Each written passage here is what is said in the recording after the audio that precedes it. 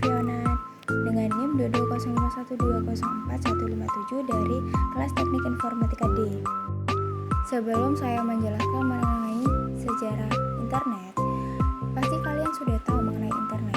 Internet memungkinkan kita untuk melakukan berbagai aktivitas, mulai dari sekedar mengobrol, belajar, bekerja, hingga mengakses hiburan seperti mendengarkan musik, menonton film, dan bermain game.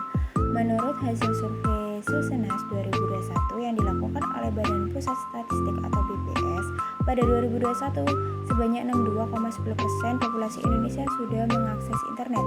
Artinya, mayoritas masyarakat Indonesia sudah dapat mengakses internet melalui perangkat-perangkat seperti komputer dan smartphone.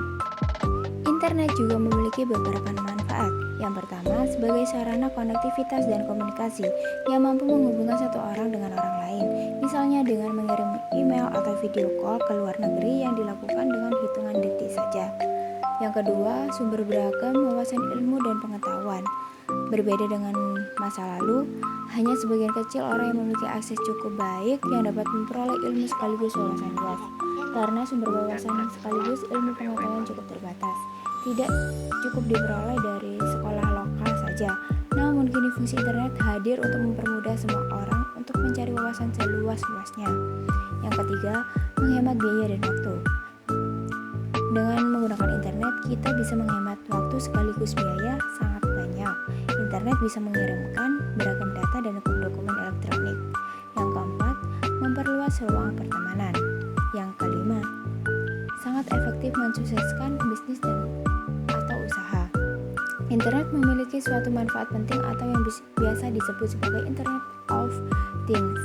Maksud dari pernyataan tersebut adalah konsep baru yang berguna memperluas fungsi sekaligus manfaat dari jaringan internet yang terkoneksi dalam waktu yang lama. Misalnya, untuk digunakan di bidang bisnis dan usaha, internet akan berguna sebagai media perantara bagi bertemunya penjual dan pembeli secara virtual. Kemudian mereka juga dapat melakukan transaksi pembayaran secara virtual. Sejarah internet. Pada tahun 1969, ketika Departemen Pertahanan Amerika Serikat, yaitu US Defense Advanced Research Project Agency atau DARPA melakukan penelitian tentang bagaimana cara menghubungkan beberapa komputer menjadi jaringan organik. Proyek penelitian tersebut dikenal dengan nama ARPANET atau Advanced Research Project Agency Networking. Pada tahun 1970, sekitar 10 komputer telah berhasil dihubungkan satu sama lain dan membentuk sebuah jaringan yang dapat berkomunikasi satu sama lain. Pada tahun 1972, Roy Tomlinson berhasil meningkatkan program email yang dia ciptakan sebelumnya untuk ARPANET. Program email ini sangat mudah digunakan sehingga cepat menjadi populer. Icon @ juga diperkenalkan pada tahun yang sama sebagai simbol yang penting untuk menunjukkan atau pada. Pada tahun 1973, jaringan ARPANET mulai dikembangkan di luar Amerika Serikat dengan University College di London. Menjadi anggota pertama di luar Amerika Serikat di tahun yang sama, Vinton Cerf dan Bob Kahn, dua ahli komputer, mempresentasikan gagasan yang lebih besar yang menjadi dasar bagi pemikiran tentang internet. Gagasan ini pertama kali dipresentasikan di Universitas Sussex. Pada tahun 1988, Jarkko Oikarinen dari Finland menemukan dan memperkenalkan IRC atau Internet Relay Chat. Dalam setahun, jumlah komputer yang saling terhubung meningkat 10 kali lipat, membentuk jaringan dengan lebih dari 100.000 komputer.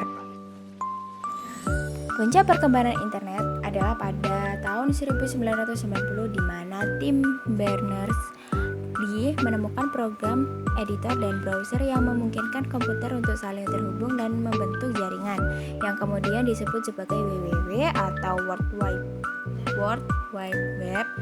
Di Indonesia, internet mulai dikenal pada tahun 90-an dengan sebutan paguyuban network yang erat dengan semangat kerjasama, kekeluargaan, dan gotong royong antara para penggunanya dibandingkan saat ini di mana suasana internet di Indonesia terasa lebih komersial dan individualistis, terutama dalam aktivitas perdagangan. Internet pada era 90-an di Indonesia berkembang melalui lembaga-lembaga pemerintah dan universitas.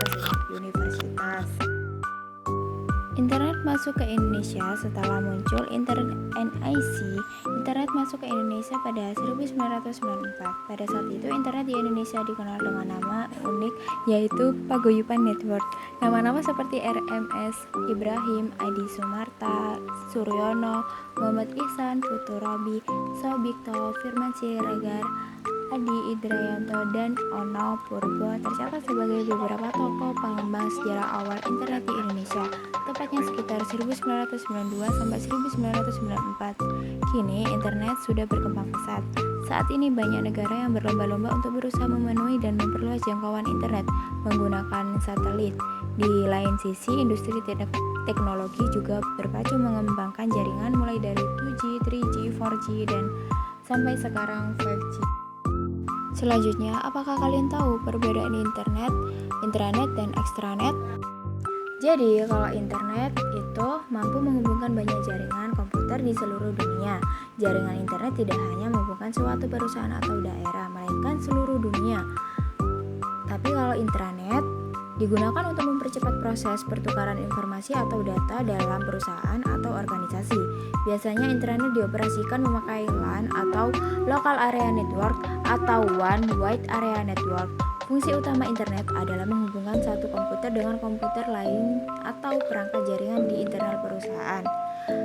Sedangkan extranet merupakan jaringan yang biasanya menghubungkan intranet perusahaan induk dengan intranet pelanggan perusahaan tersebut.